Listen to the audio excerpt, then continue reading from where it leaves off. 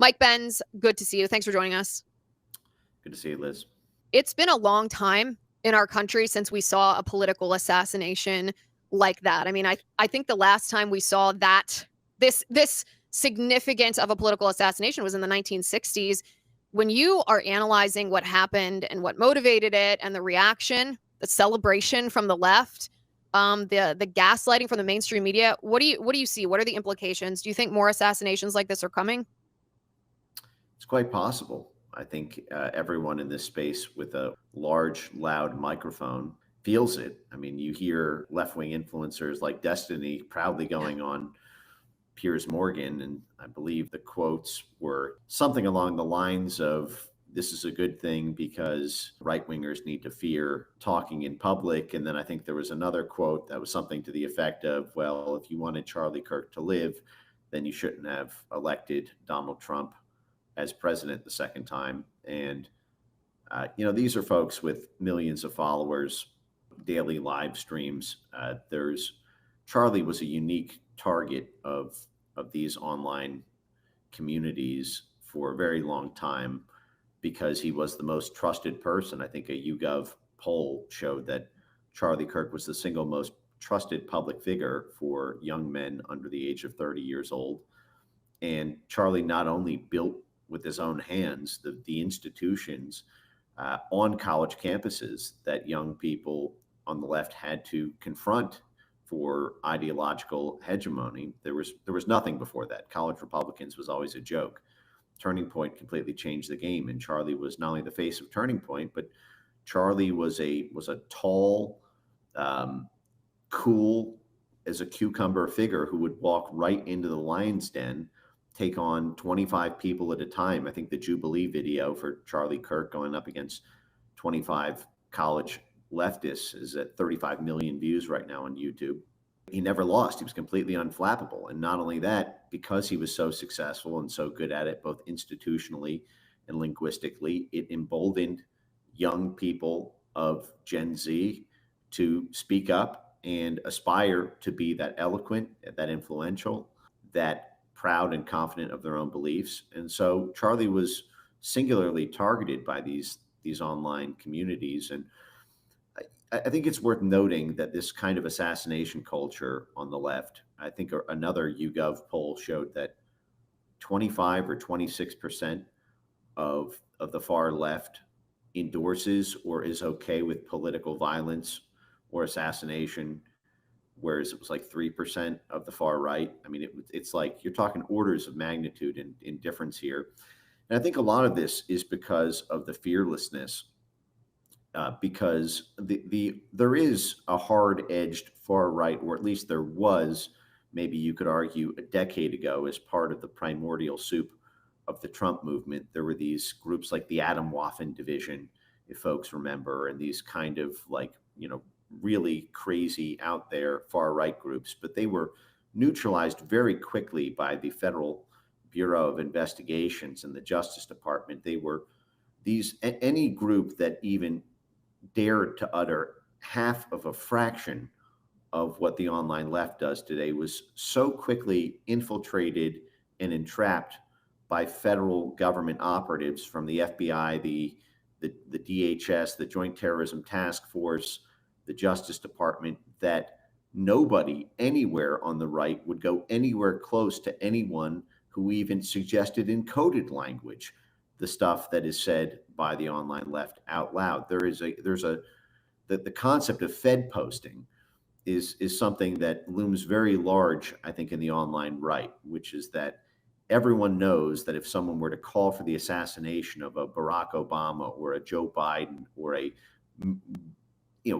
or an online left influencer or the like, anyone who goes anywhere close to that language is not only socially shunned, but immediately called a Fed, because only Feds talk like that on the right.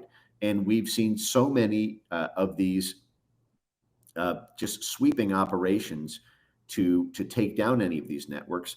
And a lot of this is because the way the FBI defined domestic extremism, the way DHS did, the way our intelligence community did, the way our law enforcement did, was to define domestic extremism as a right-wing phenomenon coming from domestic paramilitary adjacent extremist groups. And it was effectively verboten to change that definition to include the left side of the political aisle. And not only that, you had institutional capacities built up within civil society to go after that. We're talking hundreds of millions of dollars of federal grants to university centers, to NGOs, to civil society organizations to map the online right and to triage by extreme level. And then they functioned as essentially another arm of the Justice Department and the FBI. The SPLC would create these hate maps of hate groups. They even put a bullet sign, a target over these groups and labeled TPUSA one of them. While the SPLC was partnered with the FBI and DHS to essentially serve as the extended investigation arm of the Federal Bureau of Investigations. And so the online left never really had to go through that process of purging its extreme elements because of the intense focus of law enforcement on it. And I think that has led to this wildly disproportionate level of restraint on the right and complete mask off, open fearlessness to Fed post. Although when they do it, it's not even Fed posting because they're not even apparently monitored by the feds. I mean, I don't think anything, this week. unless it has not yet been reported, I don't think Destiny suffered any repercussions for saying that conservatives should be assassinated. I mean, I remember seeing a poll, this is a couple months ago. I remember seeing a poll about how many leftists thought it would be okay if Elon Musk was assassinated. And it's one thing when you see a poll, it's another thing when you see these leftists celebrating an actual assassination that happened, the murder of a father and a husband, the murder of Charlie Kirk. It's horrifying. So part of the assassination culture is exactly what you described. Part of it is that they have networks of these groups, whether it's armed queers. I mean, I'll be very interested, as the FBI is, to see if they had any foreknowledge of the assassination of Charlie Kirk, this Discord chat, who these people were, what they knew, or what they didn't know. But talk to me about what we do know right now. I mean, when armed queers, Salt Lake City, traveled to Cuba, there's a video, and I want to show this on the screen. There's a video of them saying, if we are terrorists, then we're proud to be terrorists. Can we play this, Spence? All right, so this individual who's speaking in this video is someone identified as Connor. I don't know what Connor's last name is or if that's his real name, but he has another quote. He said, "We were there in Cuba to learn the successes of the revolution and bring it back home with us. Keep in mind, the armed queers claim to abide by 6 principles. First principle is armed and militant protection of queer and trans communities, the end of capitalist oppression and exploitation, the creation of socialist society, trans liberation, and the abolition of prisons and police." That's what this group stands for. In July, there was a leader of the group that openly said, "We are a queer and trans-led Marxist-Leninist organization." Mike, I mean, what do you think of this? You pointed out some of the research that Data Republican put out just yesterday, and this dovetails with something I've been talking about for a very, very long time. Last year, when I was leading the crusade against the corruption at USAID, I would frequently point out how transgender militancy has become a major tool of US foreign policy. As we have lived in this era for the past decade of an undeclared second Cold War, not against left-wing communism, but against right-wing populism, in the same way that the Central Intelligence Agency, the State Department, USAID, all of their tens of thousands, hundreds of thousands of grantee organizations and cutouts institutionally have tried to topple governments around the world or stop the rise of right-wing populist movements around the world, and this using the exact same levers of power that were done to stop left-wing communism during the Cold War, but this time to stop right-wing populism in Europe, in South America, in the United States, domestically.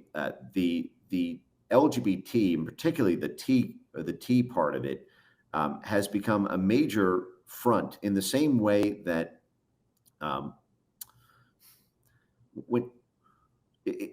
it's instructive to understand how the blueprint for this operates when you're trying to conduct a regime change or a people-powered bottom-up revolution in a country. What what you try to do is you try to organize a coalition of the fringes, because you do not have the Democratic majority, because the only reason you activate these kind of mobs is because the State Department's preferred candidate did not win in a free and fair election. And so you need to destabilize the country and then have a minority of the voters oust the government in a violent, they call it a non-violent coup, but it's a violent coup. It is mobs of people on the streets burning police cars, burning buildings, and causing an evacuation of the elected president so that the power vacuum can be filled by the U.S. State Department's newly picked puppet. This is what was done in Bangladesh last year. This was done in Ukraine in 2014. This is what's done with our color revolution playbook. And as part of that, getting the coalition of fringes together, what the State Department looks for is the most radical, extreme groups with the highest risk tolerance and the largest grievances against the elected government, who are willing to take the risks of putting their bodies in the streets, of confronting police officers, of being willing to get arrested, and often who don't have a lot of means. So a little bit of bribe money in the form of US aid or State Department money goes a very, very long way. And so you have this transgender global affinity network that the State Department, USAID, the intelligence services have been working with.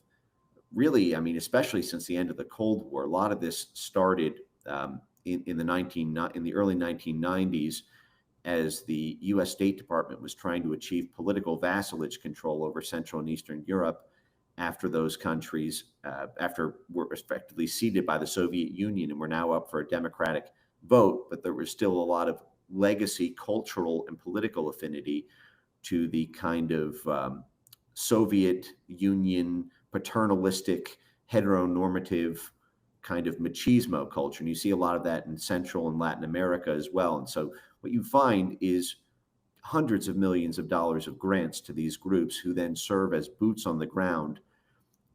And it's not just the trans community, it's Antifa as well. Antifa is, a militant organization that is a global network and a global affinity network with partner cells at every civil society level, who serves as militant boots on the grounds to break up meetings, to assault or sometimes murder politicians who are rising in power. We saw this happen all over Europe with Antifa groups attacking political leaders in Spain, in Germany, in Italy, in France, and it's had the backing of the blob, of our foreign policy establishment. They've been financed. They are constantly coordinating.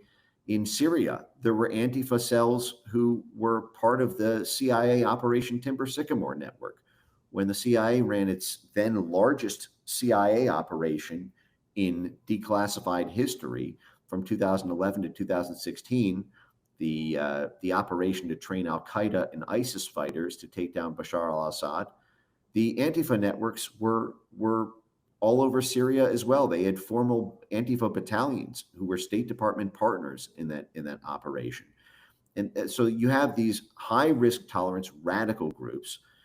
And, this is the sort of thing that was recruited on the right wing during the Cold War. If you look at, for example, the CIA memos from the 1980s about what to do in Nicaragua and El Salvador, where the CIA would publish memos about how to work with organized right-wing crime networks, and they would be the ones who would be willing to take to the streets, to use violence to achieve their means, who were willing to get arrested or potentially go out as a martyr in a gunfight or plant bombs or explosives. You hear this with operatives like Maria Stephan, who ran the Center for Nonviolent Action at the U.S. Institute of Peace, a government agency. And, I recently did a deep dive video on her work with the U.S. Institute of Mob Violence. They call it peace, but it's complete violence. They literally advocate for property destruction and say property destruction does not count as violence. Yeah, because that's what we heard the Black Lives Matter rioters, when they were committing arson and throwing rocks through windows and looting merchandise. They were like, "Oh, that's not violence. That's not a crime. That's just property." By the way, there's an Antifa connection to this armed queers Salt Lake City group. So that video that we showed of Connor, who was a member of armed queers, the guy in Cuba, talking about, if we're terrorists, then we're proud to be terrorists. The woman who was standing next to Connor in that video was the leader of the group. This is a woman named Ermaya Fanayan. She's the one who received the awards from the State Department affiliated NGO, so getting paid off as you described it before. But this same woman, so Armed Queers SLC, Salt Lake City, they co-hosted what they called educational workshops with the Elm Fork branch of the John Brown Gun Club. That is the trans Antifa perpetrators behind the July 4th ICE facility shooting in Texas. And Ermaya Fanayan, that same woman who's the leader of the Armed Queers group, the one that's in that video from Cuba, she appears to have promoted these so-called educational workshops on her private Instagram. Yeah, it's all to be expected. You have this State Department Trantifa network. They serve as militant boots on the ground in Europe, in South America, in Asia. And I pointed this out. It's when you're talking about these networks, you even see Republican support for it. I pointed this out in Bangladesh, for example, last year when the Biden administration ousted the democratically elected prime minister in a coup, in a violent, people-powered, revolution. And what was happening was the State Department was funding their little CIA cutout groups like the National Endowment for Democracy. Documents leaked online, courtesy of the Gray Zone, who put out this fantastic reporting of the IRI, the International Republican Institute, which is the Republican wing of the National Endowment for Democracy, and their baseline assessment of the situation in Bangladesh and what options could be used by them with State Department money to destabilize the country, to bring it to its knees, because they did not expect to be able to win the next election of the State Department-backed candidate there through fair means. So they pursued a destabilization strategy. And a big part of that destabilization strategy was working with the transgender community in Bangladesh. Now, the interests in Bangladesh were constructing a U.S. military base and seizing the petroleum. And I mean, this was a Republican Chamber of Commerce operation. And yet you had Republicans spending millions of dollars on the Bangladeshi transgender community because they could be easily radicalized and serve as the boots on the ground fodder against the democratically elected government in Bangladesh. And so you had the IRI, which is a CIA front, that it's the Republican arm of NED, which was the brainchild of the CIA director, William Casey, in the 1980s. And its own founder said that they exist because groups become scandalized when they look like they're funded by the CIA. That's why our endowment was created. That's a direct quote to the New York Times in the 1980s when this group was started. It was run by John McCain for 25 years, and Mitt Romney's on the board of directors, for what it's worth. So every Republican until Trump has had to move through this group in order to become president. But the fact is you had them funding transgender dance festivals, transgender education clinics, transgender music and cultural events. You had them juicing the financial funnel of the entire network through all these different, philanthropic or arts and cultural styled names. But what you're doing is you're paying the people, you're paying the organizers. Right. I think this was in Amaryllis, Fox Kennedy's, biography, that her cover when she was at the CIA was as an art student. So a lot of this happens through this kind of cultural vector, which is just paying political operatives under a civilian front in order to do destabilization work and to counter through often terroristic means, whatever it takes, by any means necessary, as they say, to stop populist support for any sort of movement that challenges the U.S. State Department. So I think in addition to all the current foreign assistance cuts that are happening on censorship grounds or on waste, fraud, and corruption grounds, I think a full review of all of the funding to these uh, transgender identity-based groups. I mean, some of this was sick. What the Biden administration was doing is that sometimes the grants would just be as naked as being LGBT. They would just give out money for being LGBT in the Caribbean. I think there's like a $3 million grant just for one I found as an example. It was just as naked as that, just being LGBT. Like, go be gay on the beach and Biden will give you money. Right, but what you're doing is you're paying the organizers. This is like when we say we're doing food relief in Somalia. We're just paying warlords. And what you're doing is you're paying these Trantifa warlords to organize. And like, what better group if you think about the transgender ideology? I mean, I've talked about this a lot. Transgender ideology is queer theory. If you read queer theory, it is an inherently violent, revolutionary Marxist ideology, and it captures the minds of vulnerable young people. Maybe they have gender dysphoria, maybe they don't, maybe they have autism, maybe they don't, maybe they have the anxiety and depression, maybe they don't. For whatever reason, when you're captured, when you're a vulnerable young person and you're captured by this ideology, it gives you this tension. It's the Marxist dialectic, right? You're going to be genocided. You're marginalized. You're oppressed. The only way to save your life is to overthrow the oppressors, capitalism and white men and Christians and America. It's an inherently violent Marxist ideology that harnesses pain and brokenness and mental illness in these young people, but it gives them this panic and this fear that if they don't... Dependency. It is expensive to maintain the treatments over a lifetime. There is a dependency on the money to keep flowing. There's a dependency on the institutions to support you. There's a dependency on a centralized government in order to, protect what the hegemony or the privileged position from any sort of a cultural or social attack vector. And so this is how you have this kind of transjanissary phenomenon. Where that community in particular is a very loyal servant of the blob on foreign policy grounds. And so when you see, for example, the head of Armed Queer Salt Lake City receiving accolades from State Department NGOs and the United Nations for the Sustainable Development Goals, which, by the way, that's a multinational corporation project that secures profits for big businesses in the energy and agriculture and minerals spaces. But you have these kind of armed boots on the ground, groups in the form of these kind of, transjanissary groups, and who readily declare that they are for an armed revolution. I saw one of the banners for armed queers that said the revolution will not be voted in. This is imagine this. And I tweeted this out and I said, there's one thing faster than the speed of light. And that's the speed at which the FBI would descend on a right-wing gun group who called for an armed revolution as opposed to voting. Can you even imagine? I honestly can't. I mean, you can look back. The left is always liking to point back to January 6th.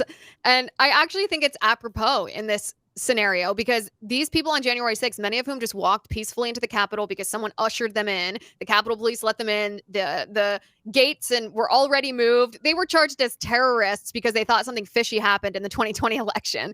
And yet we have these trans groups that are articulating their desire to train for the violent overthrow of the United States. They are celebrating the assassination of Charlie Kirk, and there's very weird and suspicious, I would call it circumstantial evidence. The FBI, I know, is investigating to investigate whether there's proof of it, but there's at very least circumstantial evidence that there was foreknowledge on the part of some people in some groups of this hideous crime that was committed.